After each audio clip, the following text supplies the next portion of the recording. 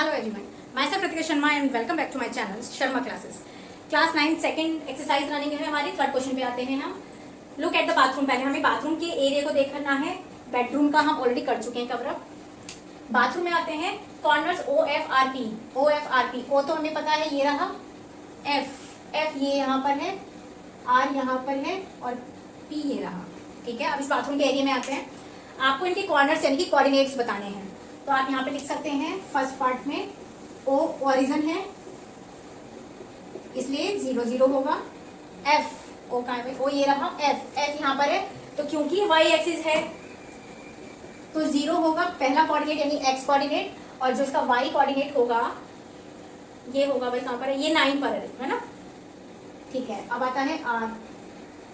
Are पे आते हैं। पहले एक्स चलेंगे तो जब आप एक्स की तरफ से चलोगे तो -6 यहाँ पर है, फिर वाई पे जब चलोगे तो ये 9 पर स्ट्राइक हो रहा है तो ये हो गया P.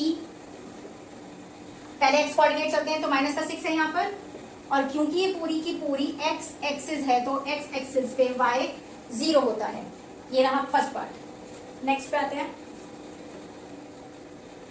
Shape of showering area SHWR। Showering area ये है आपका SHWR। सोचो कौन सी शेप है ये, देखो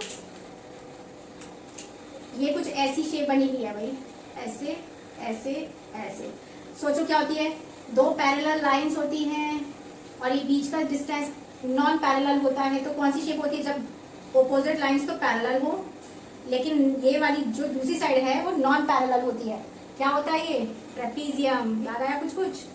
तो ये वही शेप है कि यहाँ से ये दोनों पैरेलल है, यानी ये दोनों पैरेलल लाइन है लेकिन ये नॉन पैरेलल है, तो ये हो गई आपकी शेप ट्रेपीजियम। तो यहाँ लिख सकते हो the shape of showering area is trapezium.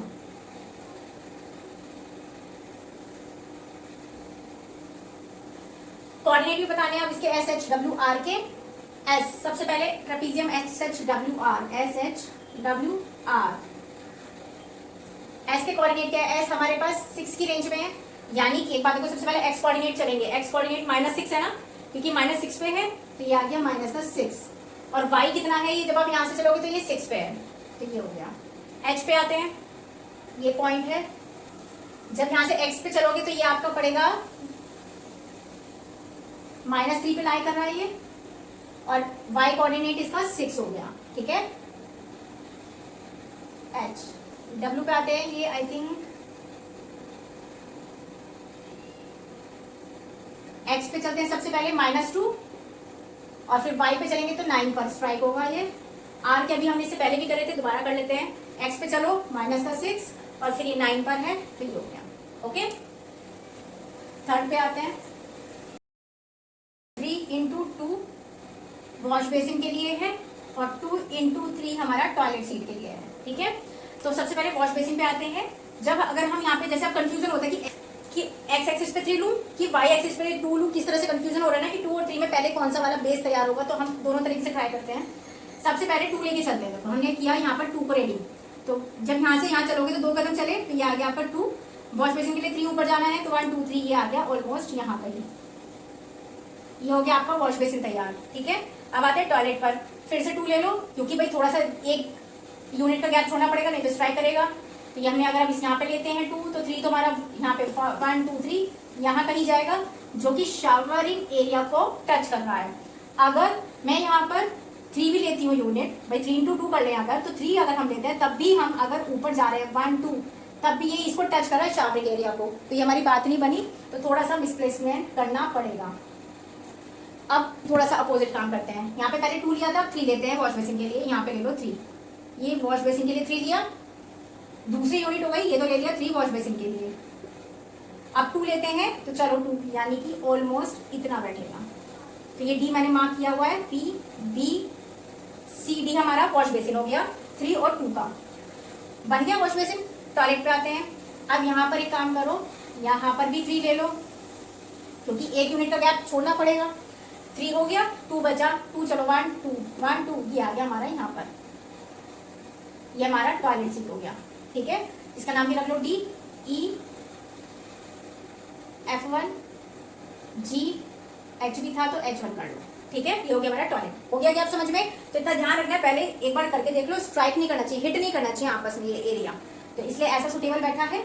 आ जाओ, इसलिए हमने यहाँ पर 3 लिया, यहाँ पर 2 लिया, यहाँ पर 3 और यहाँ पर भी 2 लिया। ठीक है, क्योंकि आपस में जब हम 2 और 3 को कर रहे थे तो वो आपस में हिट कर रहे थे। ठीक है, आइए इधर अब तो हमें उनके कोऑर्डिनेट भी लिखने हैं। तो वॉश बेसिन के कोऑर्डिनेट होंगे हमारे पास P, B, C, D। यानी P के कोऑर्डिनेट क्या होंगे, चलो बताते हैं भाई। P के कोऑर्डिनेट हम पहले भी कर चुके हैं, -6, क्योंकि x कोऑर्डिनेट होगा और x पे y 0 होता है तो ये 0 हो गया। B पे आते हैं, x पहले कोऑर्डिनेट लिखते हैं तो -3 है और y एक्सिस x एक्सिस है तो y कोऑर्डिनेट 0 होगा। C पे आते हैं, क्योंकि हम 2 यूनिट ही चले हैं तो 0 से जब 2 यूनिट चलोगे तो 2 पे पहुंचेगा। पहले x कोऑर्डिनेट लिखते हैं, तो क्योंकि इसके बिल्कुल लाइन बिल्कुल एक ही डायरेक्शन में है तो ये -3 है, इस पर ये, और 2 यूनिट चले हो तो ये 2 आ गया। D पे आते हैं, D पे सबसे पहले आपका x कोऑर्डिनेट क्या होगा, x कोऑर्डिनेट है -6 और y कोऑर्डिनेट के लिए आपने 2 यूनिट चले हो तो ये हो गया। क्लियर। अब टॉयलेट सीट के लिए आते हैं। टॉयलेट ये हमारा E, F1, G, H1। तो E के कितने क्या है, F1 के, G के, H1 के। E का है हमारा, हमने यहाँ पर हमारा 2 बैठा था ना, पहले x एक्सिस पे चलेंगे, सॉरी, तो -6 है तो ये -6 भी जा रहा है तो -6 हो गया। y कोऑर्डिनेट पे ध्यान रखो, यहाँ पर 2 है और हमने 1 यूनिट का गैप छोड़ा था तो ये 3 पे जा रहा है। F1 पे आते हैं, पहले x एक्सिस चलेंगे, -3 है, ये रहा, ये मेरा थोड़ा आगे पीछे हो गया क्योंकि हमने यहाँ पर भी 3 यूनिट लिया है और यहाँ पर भी 3 यूनिट लिया है तो ये -3 की ही सीध में जाएगा, तो ये हो गया -3। y एक्सिस पे आइए, y पे कितना कोऑर्डिनेट है इसका, देखो ये रहा 3। G पे आते हैं, x एक्सिस पे चले, -3 है ये, y एक्सिस पे 5 आ रहा है। h पे आते हैं, सबसे पहले x एक्सिस पे चलेंगे, -6 और y पर ये इसका बिल्कुल सीधी डायरेक्शन में है तो ये आ गया 5। ठीक है, तो ये इसके कोऑर्डिनेट है। एक क्वेश्चन रह गया है, वो हम नेक्स्ट वीडियो में कवर अप करेंगे। Like share subscribe